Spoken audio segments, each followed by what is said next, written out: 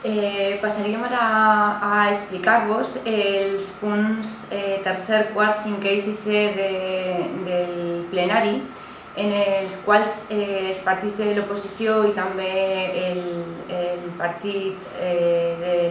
del PSOE va presentar diferents mocions que passe a dir-vos molt ràpidament. Esquerra Unida dels Verds va presentar una moció contra l'anomenada llei Mordassa, una altra moció sol·licitant la derogació de la llei de govern Rajoy de racionalització i sostenibilitat de l'administració local, una altra tercera contra el Tractat Transatlàntic de Comerç i Inversió per la declaració del municipi d'Aldaia zona lliure del tractat comercial, i una altra última moció que va presentar el grup socialista